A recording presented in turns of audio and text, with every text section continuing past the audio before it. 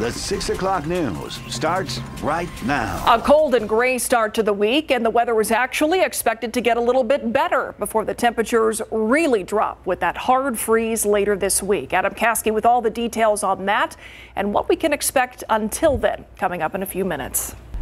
And thousands of migrants are at the border right now looking to cross into the U.S. An influx in border crossings expected this week, with Title 42 actually set to end on Wednesday. But a little less than 2 hours ago, the U.S. Supreme Court put a temporary hold on that, meaning that Title 42 will stay in place for now. As this policy once again plays out in the court system, RJ Marquez spoke with a local nonprofit that's been on the ground working with migrants and is still getting ready for the wave of people expected to make their way to San Antonio. We're ready to be here and receive whoever is in need of assistance. Alex Obregon is the director of migrant services for Corazon Ministries. She's recently seen an increase of migrants come through their doors with the expected end of Title 42. We're offering like a day respite kind of center for those individuals who are arriving here downtown San Antonio. But that increase in arrivals may be delayed now that Chief Justice John Roberts ruled that Title 42 will stay in place for now.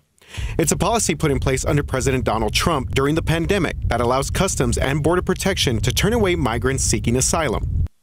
The expected end of Title 42 this week has led to surging numbers at the southern border. Hundreds of those migrants have passed through San Antonio. Over this last week, we've had days where we are around 200 arrivals, over 200 arrivals, and as low as just in the 40s. Corazon provides a meal, shower, and hygiene products to asylum seekers, but the resources could be stretched thin. We're trying our best to absorb that number, see where they need to go, and get them safely to their location. Since 2019, Rogers estimates that Corazon's Ministries has served nearly 35,000 people seeking asylum, giving them some shelter and a safe place to sleep before they move on to their next destination.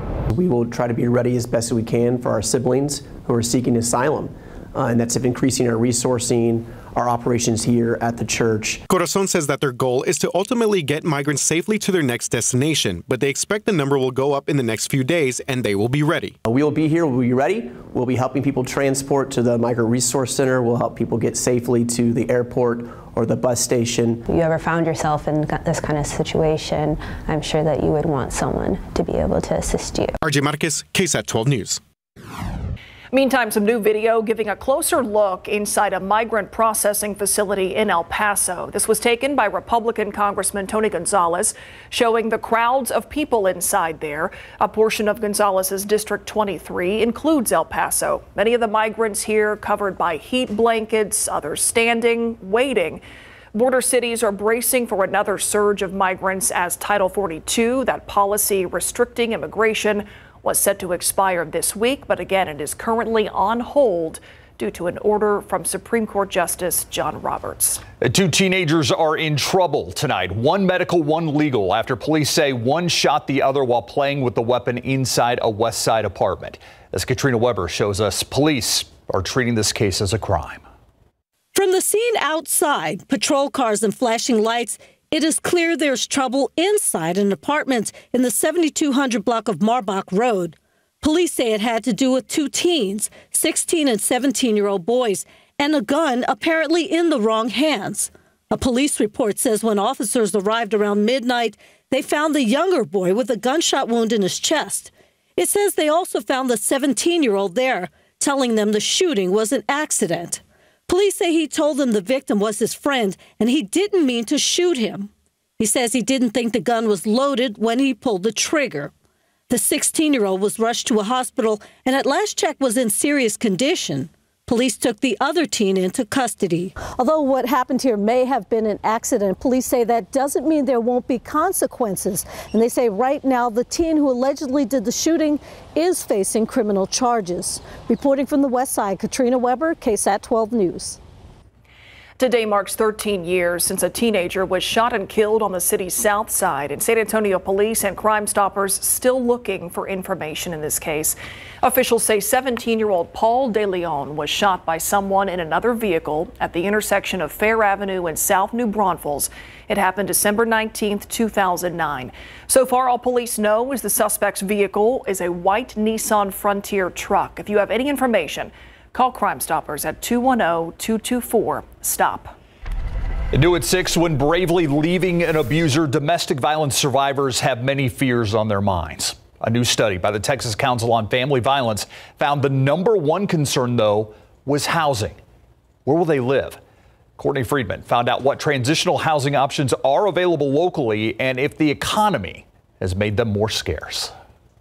It was like a 6-year relationship, nothing but, the domestic violence. Jennifer was never allowed to handle money. I wasn't even allowed to go, pick out my own groceries. It was all, up to him. She and her 3 sons have been in the battered women and children's shelter for a year now and are finally thriving. San Antonio has a unique situation. The shelter here does not deny anyone because of space. If space is needed, they'll make some. But housing is a different situation. When the moratorium was lifted on eviction, oh my goodness. Leslie Schultz with Family Violence Prevention Services helps with the Rapid Rehousing Program for survivors. The need is higher, and the Housing and Urban Development Grant can only fund so many survivors to live 12 months rent-free. Then with rental prices going up, fair market rent going up, it has been a little bit more challenging. But Schultz says they work with a handful of property owners who keep rent low. If the shelter isn't able to find housing for the client, there are other entities that coordinate with the shelter to help that client find somewhere to live. And domestic violence survivors are prioritized. It gives me hope. I mean, I don't have the greatest, rental history because of my abuser. In the meantime, the shelter helps with education and employment, with the economy in their favor right now. There appears to be more employment options for our folks, and not just a minimum wage, a living wage. Since I've been here, I started working again. I'm looking into schooling programs. I'm getting my independence back. It feels great. It feels like freedom. Courtney Friedman, KSAT 12 News. Help is out there. If you or someone you know is struggling with domestic violence, we have a long list of resources on our website. You can go to ksat.com/domestic violence. You can also call the Family Violence Prevention Services, the number on your screen right there, 210-733-8810. Let's take a look at traffic out there right now. This is an unusual view that we get from the TransGuide camera. I-10 east at Loop 410. As far as traffic goes, things pretty light, moving smoothly. Perhaps not as many people making that 6 o'clock commute this week. The Alamo Dome off there in the distance, Tower of the Americas, but traffic looks just fine. Happening right now, the Uvalde CISD School Board is meeting and expected to talk about safety and security. Lee Waldman explains that board will also hear about an audit on intruder detection. The intruder detection audit comes at the direction of the Texas School Safety Center. This June, Governor Greg Abbott ordered the TXSSC to work with the Texas Education Agency to determine weak spots in districts and to determine if an intruder could get onto campuses. Tonight, the board will hear information on that audit in order to improve accountability and check that the district is following plans they have in place. We'll also hear from the interim superintendent, Gary Patterson, about an end-of-year safety and security report. It'll present all safety contracts, including the police department and social-emotional programs to benefit students and staff. Tonight on the Night Beat, we'll bring you the full wrap-up of tonight's school board meeting. In Uvalde, Lee Waldman, KSAT 12 News. All right, let's take a live look outside with live cam right now as we see traffic moving along smoothly and 49 degrees. Okay, you think it's chilly?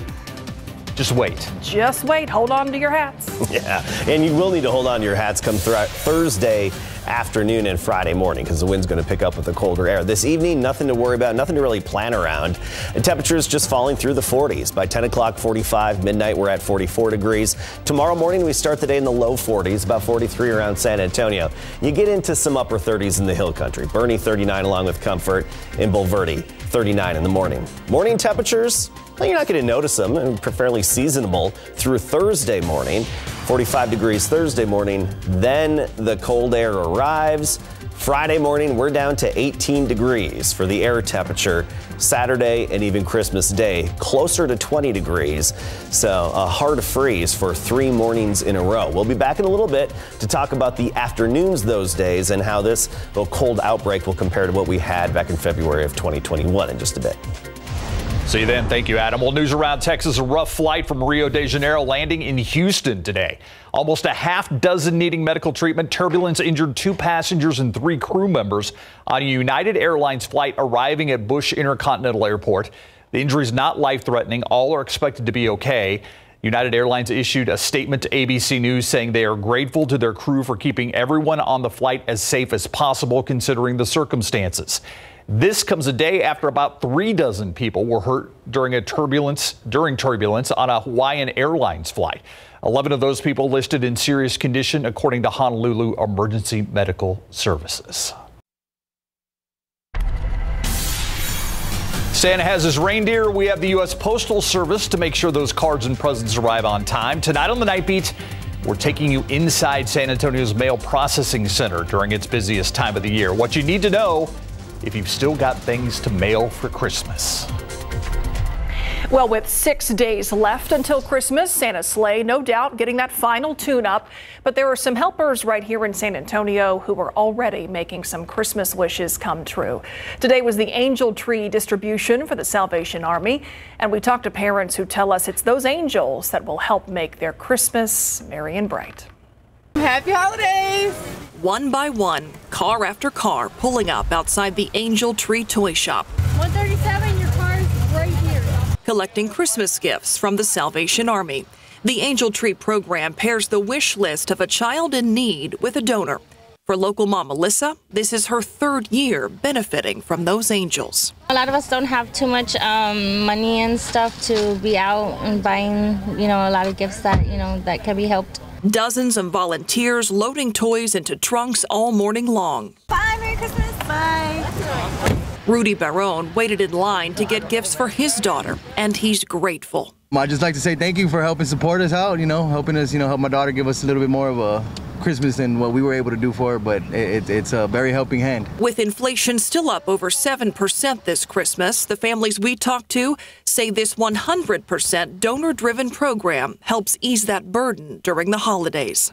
It really helps a lot when, we're backed up on stuff, on payments and stuff. Salvation Army spokesperson Ashley Robinette says this year saw a huge turnout of both donations and volunteers. It was a little bit harder the last couple of years. We had a lot of families that needed assistance, but we didn't have as many volunteers because people weren't able to come out because of the scare of COVID and what that looked like.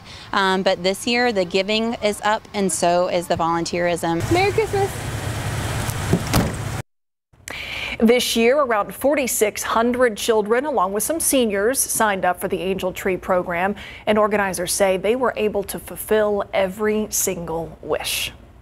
So good to hear. Yeah, giving up, volunteerism up, all good things. All right, let's talk about the weather right now. And some of us have our winter boots on right now. Who could that be? Adam, I'm not naming names or anything. But they pair very well with the dress. It's that time of year, right? You got to wear those furry boots. Comfort trumps fashion. That's right. Sometimes it's necessary. Yeah. And you're going to need them later on this week for sure. Yes, be putting them to good use. Get ready for the big chill to come later on this week. Really quiet weather, nothing to plan around over the next couple of days. It's Thursday, our transition day. Thursday afternoon, that's when the cold air arrives. I want to stress this. No snow. Just because it's turning colder doesn't mean we're getting snow. No snow in the forecast, just sunshine and clear skies. It's not going to be like February of 2021. It will be our coldest air since then, but it's not going to be exactly like that. Let's actually make a comparison here. Back in February of 2021, when we had the big extended deep freeze, we were below freezing for over 100 hours here in San Antonio. Just say our forecast is off by a few degrees. Worst case scenario this go around, we could be below freezing for up to 48 hours in a few spots. And I think that's worst case scenario. I don't anticipate that happening. So not as extended and not even as cold. Also, one thing that added to the difficulties in February of 2021, the ice and snow. 2 rounds of ice and snow, crippling in nature and even causing more power outages than just the cold, especially in the hill country. Remember that? No precip this week with this cold front. As for the coldest temperature, back in February of 2021, we made it down to 9 degrees. The coldest temperature that we'll have behind this cold front will be in the teens.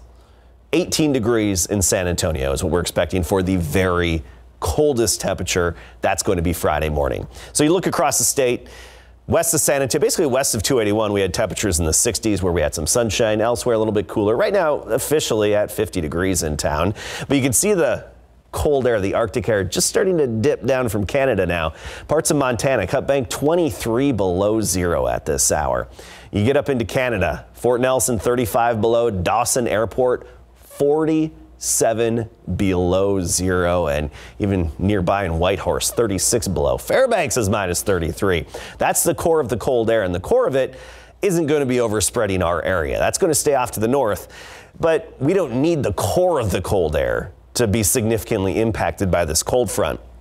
Notice Thursday, by midday, early afternoon, that's when the cold front hits us. So let's just fast forward to Thursday. Again, nothing to plan around the next few days, pretty straightforward. Thursday around sunrise, we're going to be in the 40s in San Antonio, but our friends to the north, they're going to be feeling that cold front. Amarillo at that time, down in the teens. By noon, 1 o'clock, mid-60s. All across the KSAT 12 viewing area, we'll be feeling the mid-60s around midday, around the noon hour on Thursday. But then temperatures drop quickly and significantly and swiftly Thursday afternoon and evening. We'll be below freezing shortly after sunrise, I think, sunset, I should say, on Thursday. Thursday evening, freezing, and by Friday morning, we'll be dipping down into the upper teens, I think, around San Antonio. And you get up to the north, parts of the Panhandle, and even into Oklahoma, they'll be looking at single digits for air temperatures.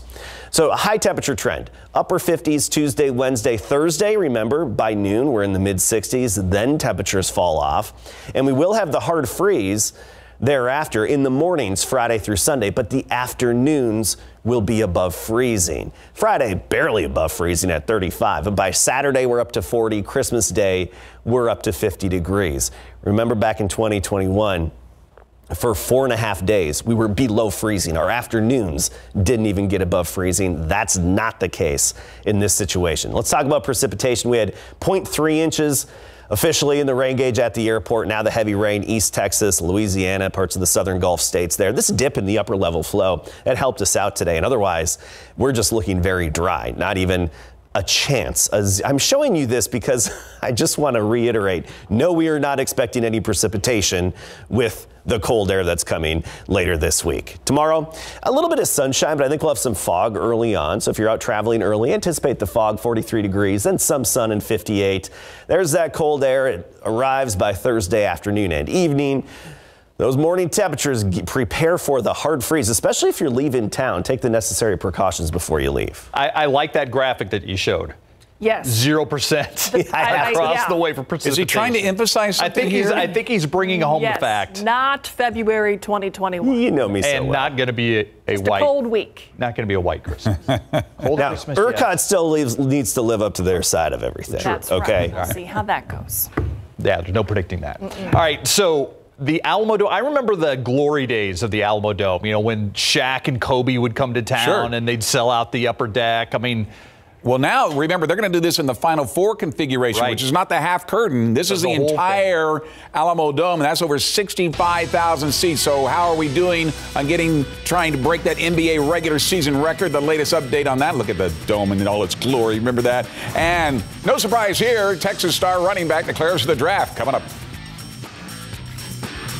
Spurs are reporting that more than 45,000 tickets have been sold for the 50th anniversary game against the Golden State Warriors on January the 13th in the Alamo Dome. That's where the Spurs are hoping to break the all-time regular season NBA attendance record set by the Chicago Bulls and the Atlanta Hawks back in March of 1998 when 62,046 fans attended that game in the Georgia Dome.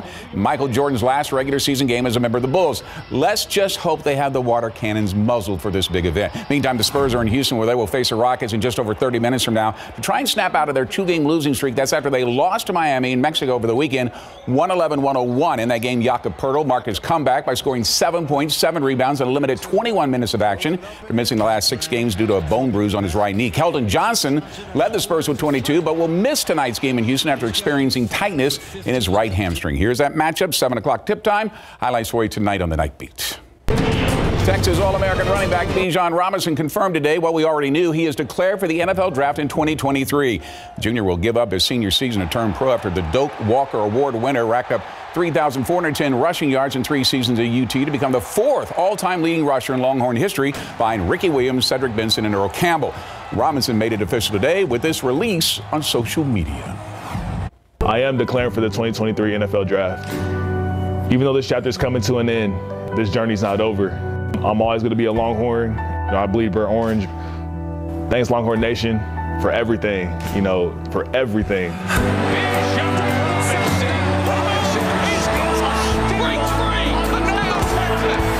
Everything that I love about this place is because of you guys.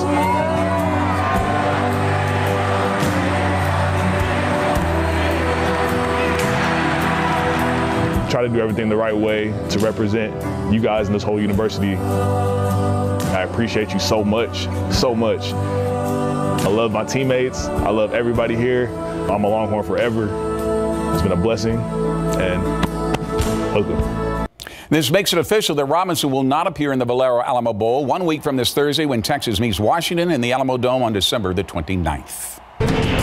2 former members of the Fighting Texas Aggies have found new schools thanks to the transfer portal. Quarterback Haynes King will be suiting up for Georgia Tech. Kicker Caden Davis has decided to take his talents to Ole Miss, both as graduate transfers. King started the Aggies season as their #1 quarterback, but after the upset loss to Appalachian State, he was replaced by transfer Max Johnson, but Johnson was injured against Mississippi State. King was reinserted as a starter until he was injured against South Carolina. He would get one more start before he was benched for freshman Connor Wigman. Pro football coverage, powered by Davis Law Firm. All right, you got to watch this. The Patriots should have just run out the clock, went to overtime. Instead, they tried a trick play at the end of regulation against the Raiders, and it backfired first. Ramondre Stevenson laterals back to Jacoby Myers, who runs backwards and tries to lateral back across the field, but it's picked up by Chandler Jones, who throws the quarterback down. Max Jones to the ground, returns it for the game-winning touchdown. 30-24 Raiders win.